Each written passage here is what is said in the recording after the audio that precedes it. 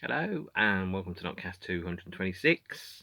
It is Sunday, 14th of August 2022. One of the reasons that I haven't done any of these for a couple of days is because it has been astonishingly warm.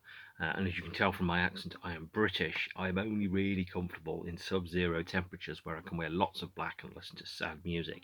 So being in the middle of a heat wave is just really, really strange. And right now, I'm pretty much begging to be adopted by someone from Norway or Scotland or somewhere cold, so I can just go and live there. I'd also like to give a shout out and a hello to a couple of people that I bumped into on Friday.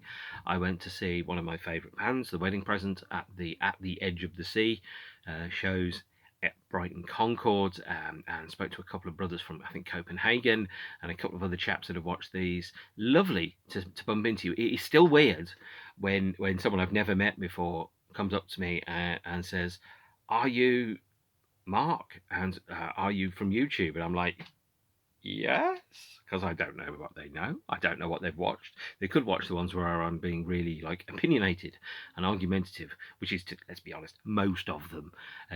But no, it's absolutely lovely because unless you comment, I don't know who you are. I don't know what you're watching. But the fact that you do, and some of you do, at least dozens of you do. And some of you even say hello to me when I'm in the same room as you. It's quite nice, actually. It's quite lovely. I would give you all a hug, but I'm British. I don't do touching. So there you are. Today, I'm going to be talking about not The Wedding Present. As you've seen from the Notcast title, I'm going to be talking about David Bowie's 17th studio album released in 1987 and a whole bunch of associated stuff. That album is the inappropriately titled Never Let Me Down Again. Not a great David Bowie record. In fact, the only one that's so controversial, I think it's fair to say, or unloved by its parents, that they went back and remixed the entire thing later on.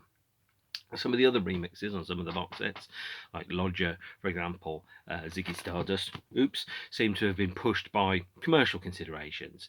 This Never Let Me Down is the only Bowie album that in his lifetime he did write down and say, oh, to go back and remix the whole thing, which later he did. I'm also going to be talking about, in no particular order, Blah Blah Blah by Iggy Pop, which was produced by David, the I Select compilation from 2008, the Never Let Me Down album itself, there it is, the 2018 remix and re-recording of the album, the Glass Spider tour, which is controversial, or more correctly, unloved, the Love in the Alien box set, and the Glass Spider DVD. So plenty to get our teeth into about Sir David Bowie. Was. Although, of course, obviously, Adam Buxton does it better than me. He does everything better than me. So we start off with, I think, an album that not many people really associate with David Bowie, and they probably should, which is Iggy Pop's Blah Blah Blah record from 1985, although this is a lovely shiny CD. And as you have noticed, I sometimes prefer the inner sleeves to the outer sleeves, which with a CD means that you can turn it around. I'm not a huge fan of people having their photographs on the covers of albums. Very few albums, if I had the choice, would have the photograph of the artist on the front. So for Blah Blah Blah, I have chosen to use the inner sleeve from the CD, and I think that's a better record cover. Of course, I don't get to make the decisions, I just get to turn my CD booklets around. Blah Blah Blah was, I think, an album that was recorded by Iggy and David in 1986, recorded between April and May 1986 at the studio in Montreux, almost as a bit of a dry run actually for the Never Let Me Down album and recording, with much of the same studio team. So David had started working with a musician called Erdal Kazalki, who I've almost definitely got that name wrong, I'm afraid, because being British people generally only speak one language. Anything else, any other language apart from British, when they speak it, it all sounds very, very wrong indeed. Sounds like when Matt Berry starts talking about the Lady Gaga and the Coldplay and all that type of stuff.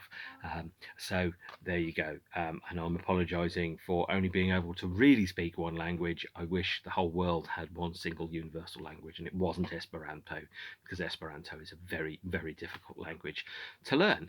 So also on this, Kevin Armstrong, who has worked with David on the Absolute Beginners song and a couple of the others in his kind of interregnum period, I think David had kind of lost a little bit of confidence after the recording of the Tonight album, which of course was mostly pin-ups too. And as you've seen from my previous one where I talked about Tonight, if you've seen that, you will know I am not a fan of that record. In fact, aside from pin-ups, it's probably the worst of the David Bowie albums. Never Let Me Down is widely regarded by many people as being pretty bad, but to me, it's quite good actually, and the remix of it from 2018 makes it much better. But I think David had lost his confidence in the studio, so putting together a kind of a studio team and recording an album with Iggy was a nice way of David getting back into the swing of doing studio albums, because in 1986 he'd done a lot of soundtrack work, so he'd done Absolute Beginners, Labyrinth, When the Wind Blows, Dancing in the Street, This Is Not America, almost an album by default, except kind of parceled out on various soundtrack albums, whereas with this one, he thought, really do need to make a record and make an album, and this was a way of him being able to make an album without necessarily having all the performance anxiety of having to do another brilliant David Bowie record. So if you're a fan of David and you don't know it, Blah Blah Blah is the continuation of the working approach that we had with Lust for Life and The Idiot. Effectively, although it is an Iggy Pop album, it has David Bowie's fingerprints all over it. You can hear him on the backing vocals. He's written a lot of the lyrics. The production is very 80s. It's like the missing album between Tonight and Never Let Me Down. And if this had come out, let's say, with the 6 songs that Bowie co-wrote on it, with Bowie singing, plus, let's say, Absolute Beginners and When the Wind Blows and a couple of the tracks off the Labyrinth soundtrack, you've got fantastic album, really great, best one he'd done in the 80s. But no, since he didn't, he didn't. So there you go. It's a Bowie LP in all but name, although obviously he co-wrote a number of the songs in there. And that sounds a little bit disrespectful to Iggy's contribution. I love Iggy Pop. I think the Stooges are one of the best bands on the planet, and I saw them a number of times. They were fantastic. I almost swore. Sorry, kids. But no, this is an album that's got David Bowie's DNA all over it. Likely because there were some songs which, because Iggy and David had written a number of songs together for the Tonight period, but they hadn't used all of them. Likely some of the songs on Blah Blah Blah were written at the same time during the Tonight sessions, but were kind of held back and used for this album. There's been no confirmation on what those songs are, by the way. But it's also, I think, Pop's first proper attempt at being, a sober, mature musician, as opposed to perhaps slightly more ramshackle in his approach. So with a newly sober Bowie and a newly sober Pop, his sobriety kind of resulted in at some point, I think, maybe people started to feel that Iggy Pop's continued career was more a kind of a charitable gesture from David Bowie, as opposed to something that Iggy Pop himself deserved in his own right. And at a certain point, the relationship between the two kind of cooled and was eventually severed. So this is the last album that David and Iggy worked on together. It's bloody brilliant, by the way, but they just drifted apart, I think. And I think maybe perhaps if I'd been Iggy Pop, I would have started to feel a little bit resentful of being seen as maybe, David's reclamation project or his charitable gesture is kind of like, well, I really liked you once, so I'll throw you a bone every once in a while, that type of thing. So there's some fantastic tracks on here, by the way. There's the song Real Wild Child, that was the hit single, also known as The Wild One. Which has been recalled, and you can there's a 12-inch mix of it which isn't on here. You can really hear David's backing vocals all over that. You can hear his backing vocals on the demo of Fire Girl, which is on one of the box sets. You can hear his backing vocals on the remix of Cry for Love, and also the song on here, Shades, the third song, is the most Bowie of the songs there. He wrote all the lyrics in the first verse, and you can hear it and go, yeah, I could hear David singing that. The way in which you've got the intonation and the meter and the rhythm and the use of the words, all sounded to me like it's someone's basically gone, yeah, I've got some David Bowie demos, but I'm going to sing over the top of them. And this is in no way to disparage Iggy's huge contribution to the record. It's very obviously an album made by 2 people or 3 people working together. and you can hear the parts that that person has brought, each one of the ingredients that that person has brought to the table. But this is an important record.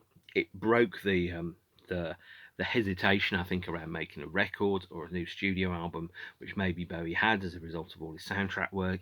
It introduced him to Erdal, and he started working with Erdal for a number of years, and of course also introduced Kevin Armstrong into the album format. And Kevin is all over a couple of future David Bowie records. But this, if you don't know it, listen to it, buy it, please buy it, because firstly, none of us are getting any younger, and secondly, you always need good new records, and thirdly, it's a really good record, really like it. So yeah, there you have it. We have, and then kind of instead of touring that, David carried on. He went back into the studio in around about September, October, November 1986, the same studio, and he presented a whole bunch of demos, and that resulted in the album Never Let Me Down, which is widely regarded by most people as his worst record, but those people clearly have never heard Pin-Ups. Never Let Me Down is, I think, an album of its time. 1987, I was 14. This was when I became a David Bowie fan, or more correctly, I became aware of David Bowie.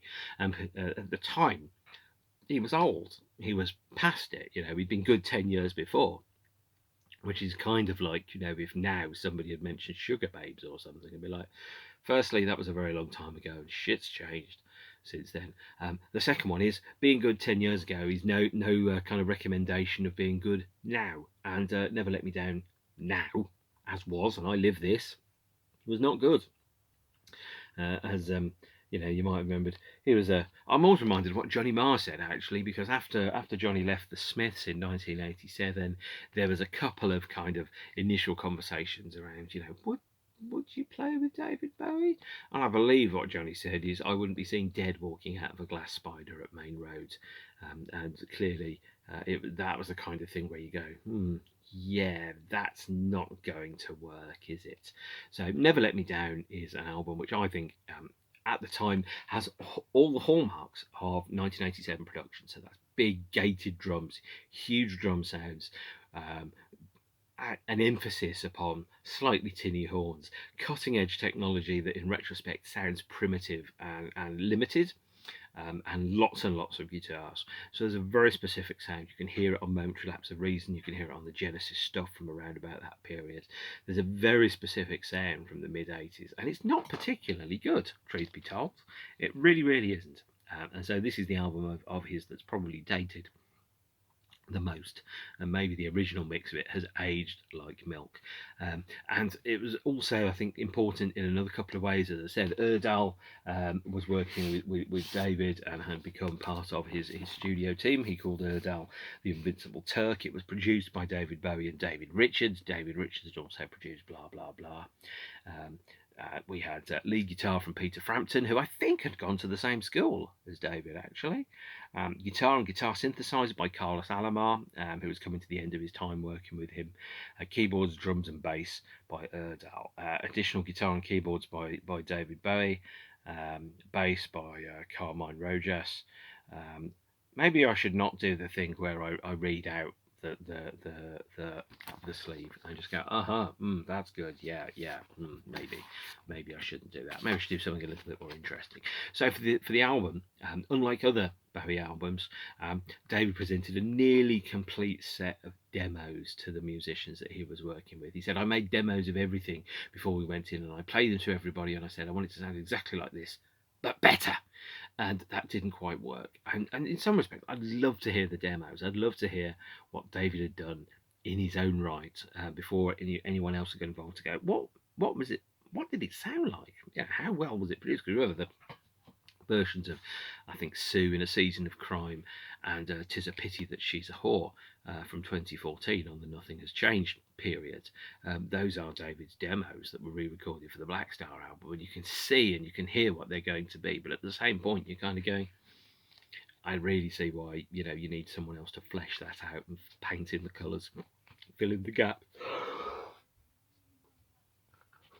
Sorry, long day. It's been extraordinarily warm, and I am not built for heat. I'm built for cold. In fact, I just basically want to just go and live in Norway or something and be surrounded by wood fires and bizarre kind of animals.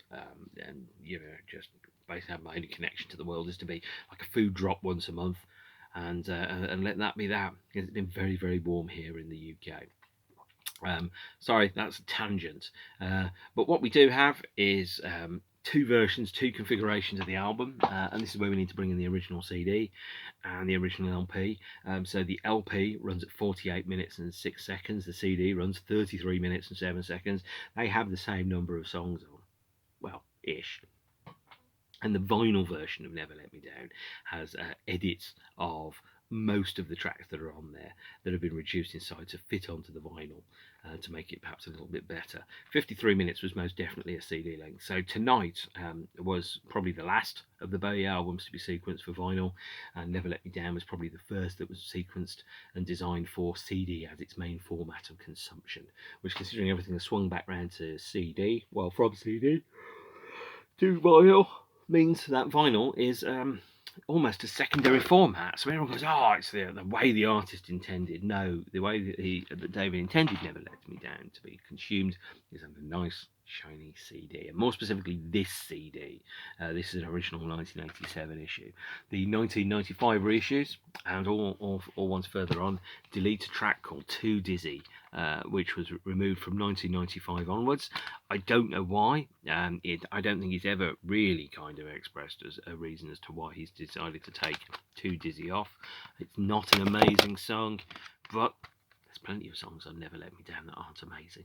No version of Never Let Me Down, apart from the original 1987 to 1995 versions, 1994 versions, have Too Dizzy on. So if you see one of these cheap, pick them up, because there is a song in it that you probably won't hear again. Maybe you will, but you won't.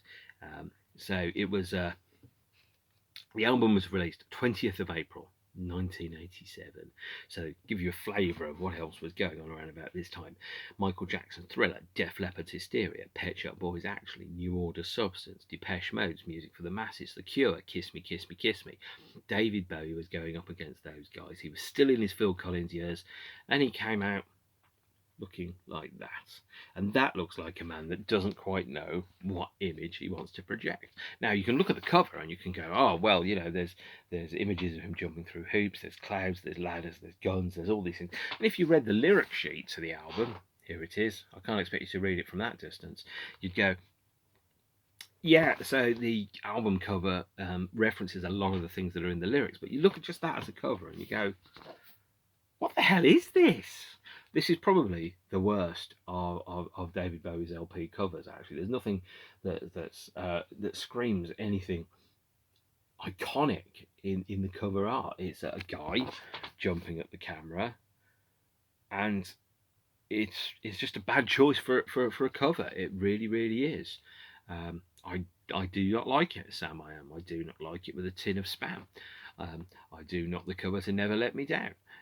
Just awful. And perhaps separated from the chronology and the history and the memories of the time, it's aged better than it has. But at the time it came out, David very definitely looked to me like yesterday's man, like somebody that had been really good but wasn't any good anymore.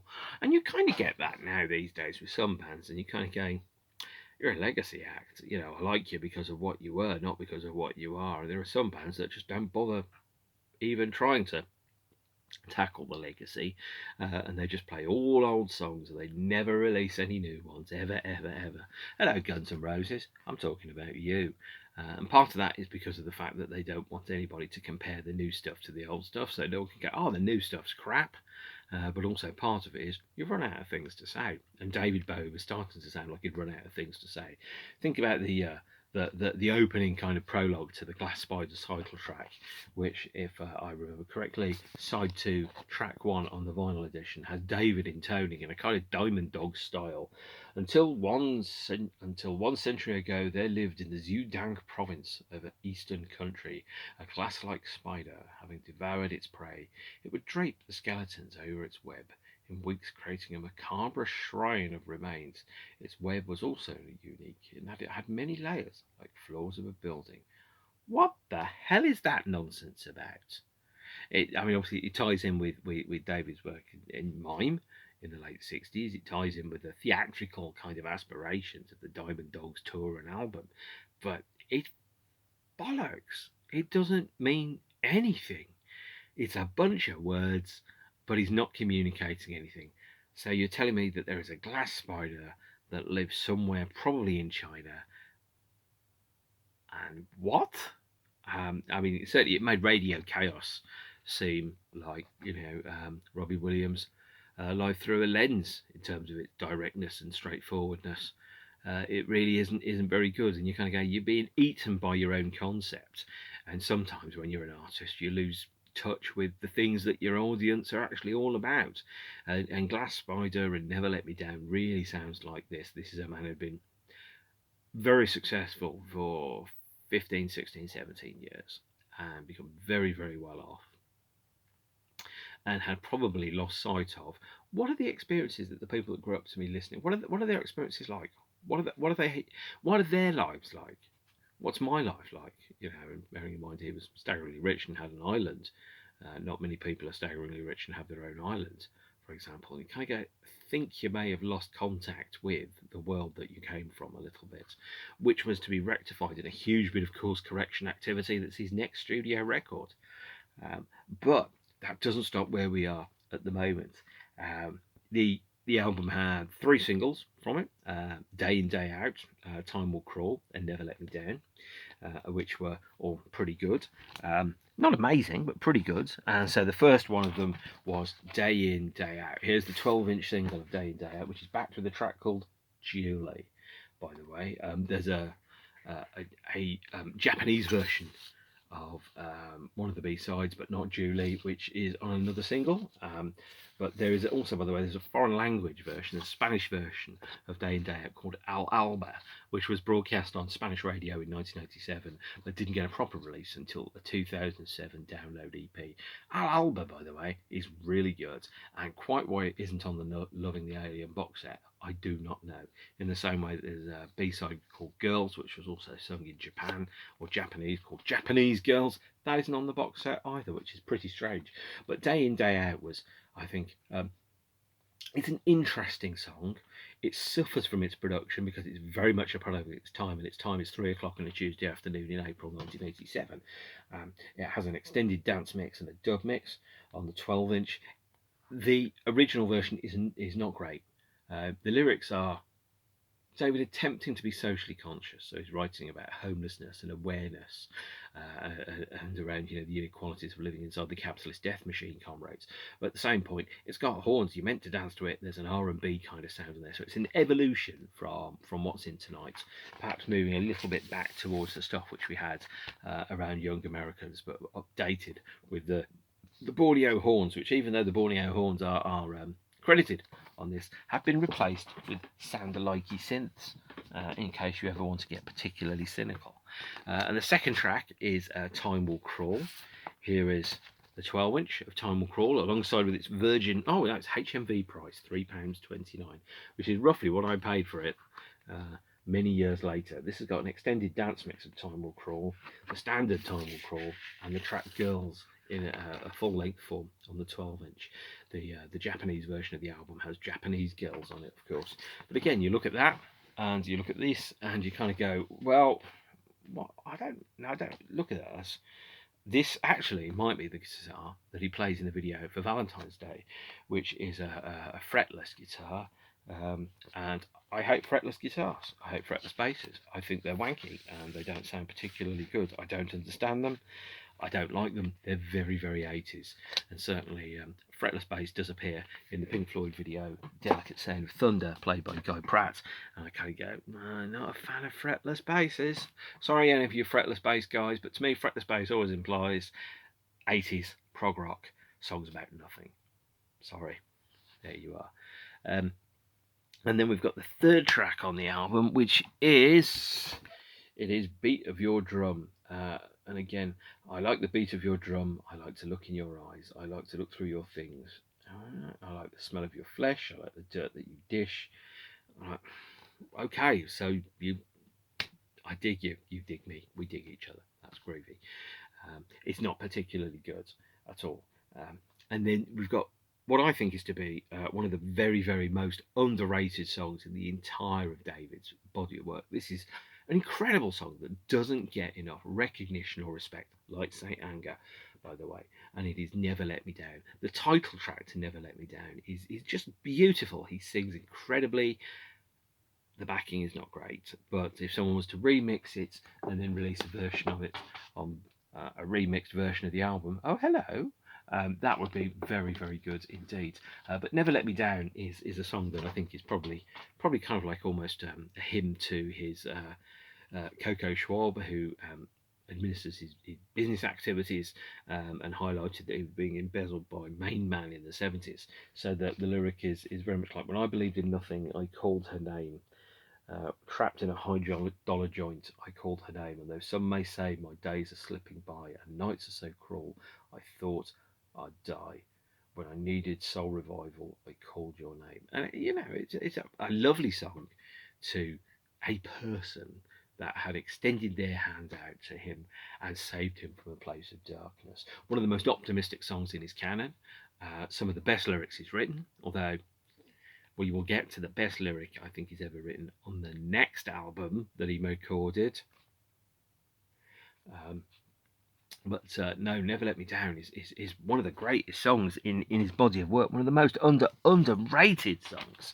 He got a single release. There's a 7-inch backed with a remix of 87 and Cry, which is from the album. There's a cut through it there, so that clearly means that it was bought once the song had fallen out of the charts. And here is an unusual promo US 12-inch of Never Let Me Down that had a bundle of remixes on it. So it's got the extended dance mix, the 7-inch remix edit, the dub mix, an a cappella mix, an instrumental mix, and the single version of 87 and Cry there on a promo US 12-inch. At least I think that's a promo 12-inch. I don't really know actually. But I picked all these up when they were considerably cheaper after they dropped out of the charts, because that's how I built my record collection. Day by day, week by week, day in, day out. When songs fell out of the charts, I bought them from the chart shops at reduced prices because they clearly thought they couldn't sell them anymore. So, yeah. So we open to, more correctly, the end of side 2. Sorry, side 1 is Zeros, which did get a single release in 2018. This is the 2018 remix of Zeros on a picture disc, radio edit backed with a radio edit of also Beat of Your Drum remix as well. See, that's a better cover for the album. Why they didn't use that, I don't know. It's still not amazing, mind you, but it's still considerably less bad, I think, to put it technically, than the actual cover that you've got here. Not very, not an iconic look there, I'm afraid. We could have gone with a better one.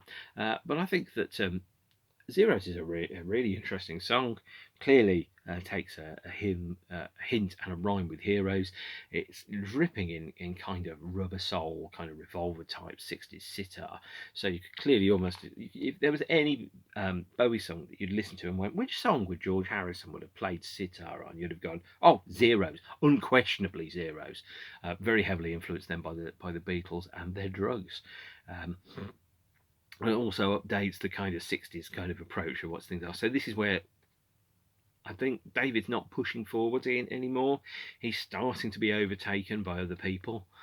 He's starting to lose touch with, I think, what's going on in the world around him a little bit, which is completely understandable at his age, 35, 36, whatever his age actually was at the time that this came out. Maybe 30, 39, 40.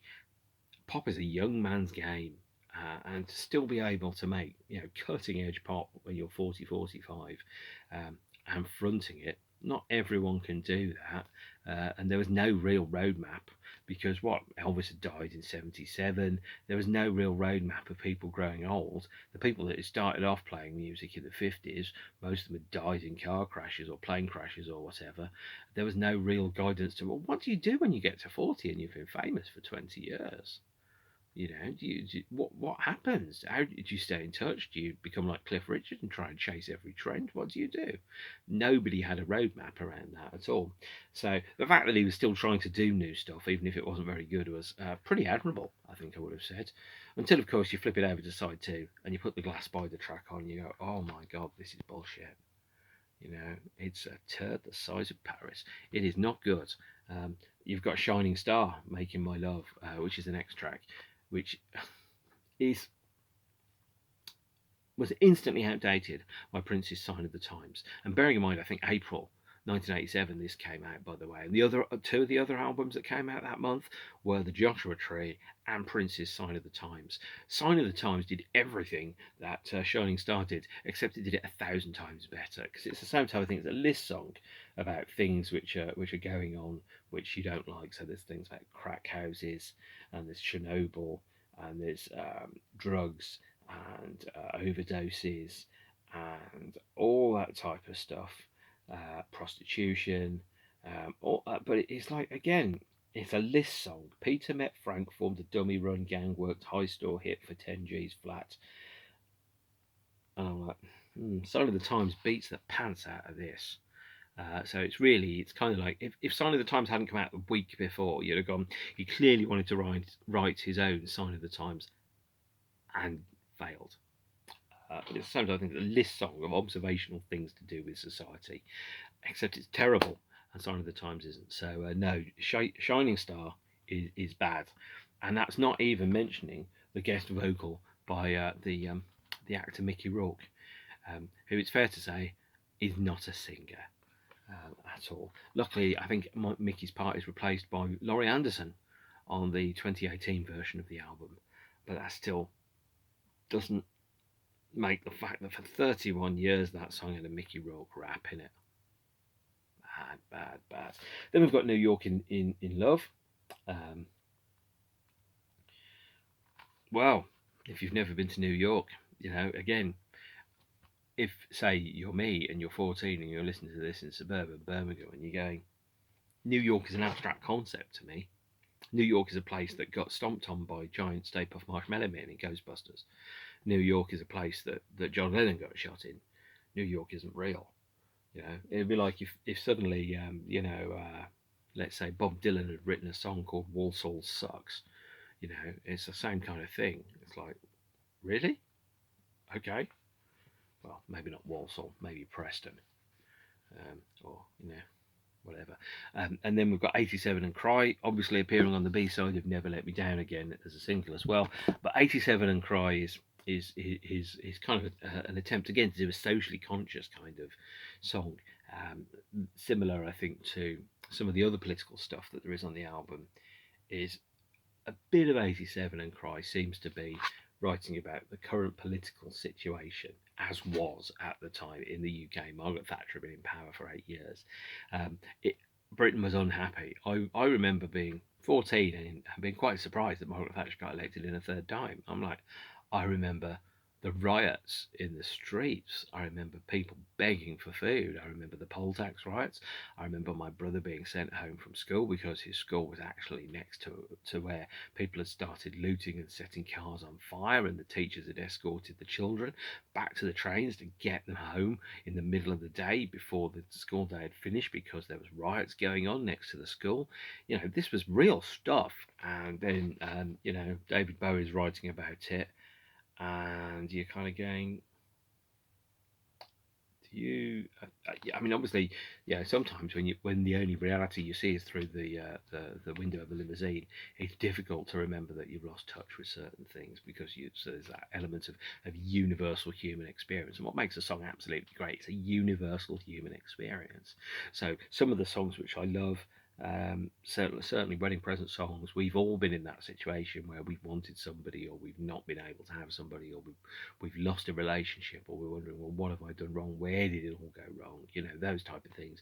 And then you've got another lyric about, I don't know, Peter and Frank forming a gang that rip off people for £10,000 of drugs money, and then blow heads out of shape for the name of Trotsky, Sinn Féin, Hitler, cash down. It's like, I can't relate to that lyric. I've never blown a hole in somebody's head for 10G in the name of Trotsky or Sinn Féin or Hitler. Difficult for me to relate to that subject matter. And of course, you can go, well, it's all imagination, isn't it? But some imagination, you kind of go, much like the glass spider that has a tangled web, you kind of go, no, can't relate to being a huge glass spider either. Sorry. So this is not a great album, but the remix is much better, primarily because it sounds less 1987. Which is very important. We get to Too Dizzy, which is track 10.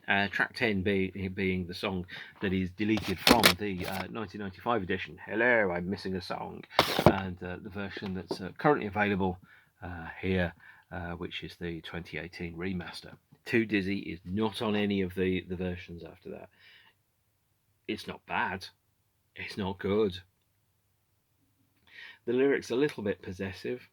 It's a little bit like, I own this woman like a piece of property, and I'll carry her around like a satchel. There's a bit like, who's this guy I'm going to blow away? What kind of love is he giving away? I'm a dizzy is what I'm trying to say. You can't have a lover, it's me and no other. I'm a bad loser, I'm shaking in anger. I'm kind of going, so basically you're saying, if you hang out with any other dudes, I'm going to kill them. And I'm like, again, not a great look, David. Then again, crawling out of a glass spider at Main Road in Manchester, not a great look either. But what do I know? I've never been a bazillionaire. And then, of course, with the last track on the album is Bang Bang, which was written or co-written by, I think, Iggy Pop. It's an Iggy Pop song. I think it appears on his Party album from 1981. Not quite sure why it's on here. It's not amazing. Which is a phrase, of course, you'll hear an awful lot of in relation to this album. But overall, Never Let Me Down is not the best David Bowie album. The production, I think, is very dated, and some of the songs are not particularly good. But there's still some really good songs on Never Let Me Down. There's Day In Day Out, Time Will Crawl, the title track. I think those are really good songs. The rest, not so good. So, yeah, there you have it. And then David went on tour, the Glass Spider Tour, which here is an unofficial live album recorded in Montreal, Canada on the 30th of August 1987. Triple LP, the Glass Spider Tour live. So let's move that sticker out of the way there.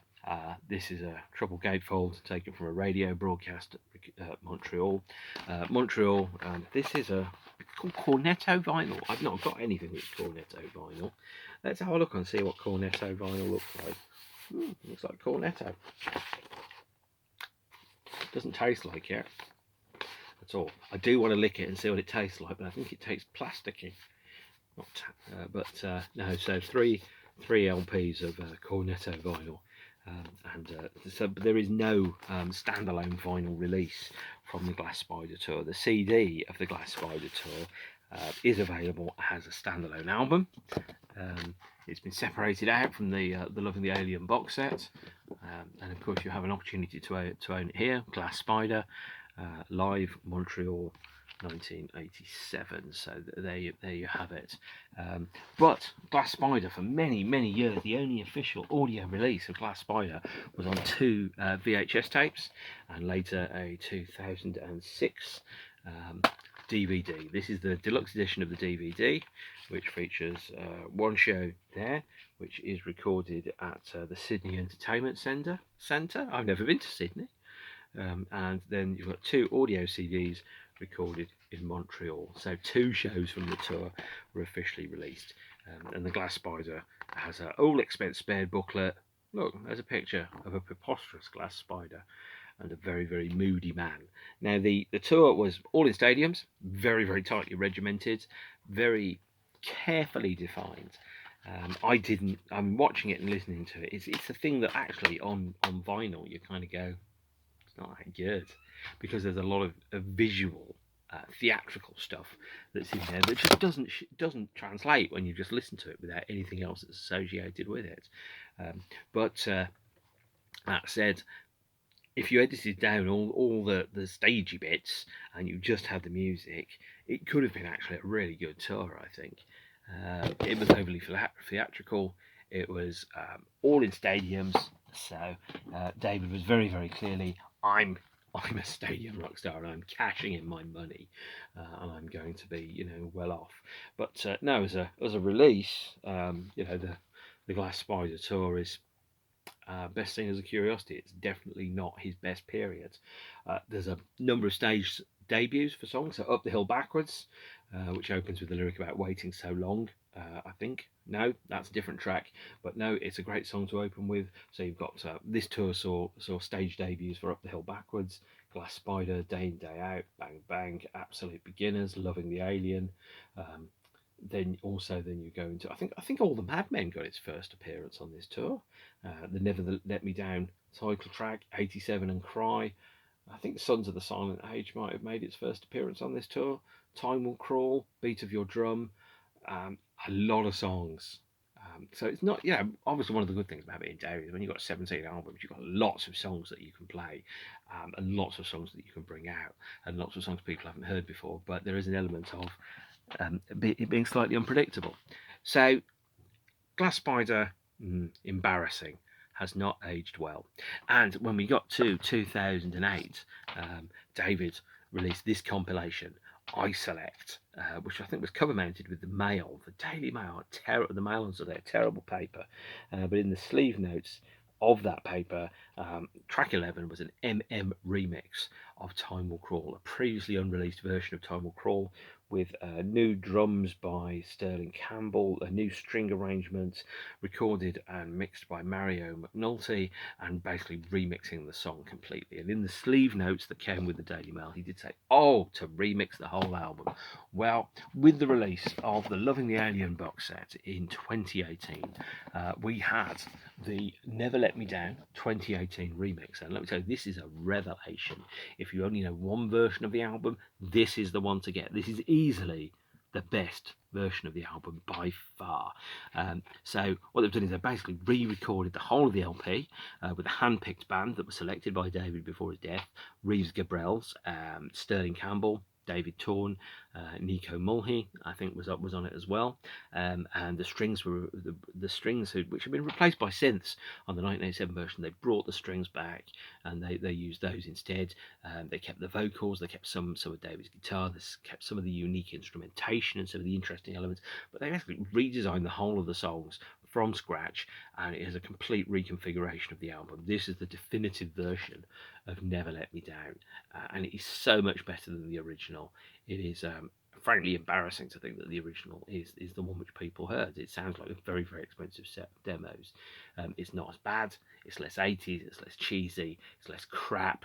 There's less moments you go, I'm not sure about that. There's still the lyrics in the Glass Spider title track where he goes on about that, but apart from that, Never Let Me Down Again 2018 is easily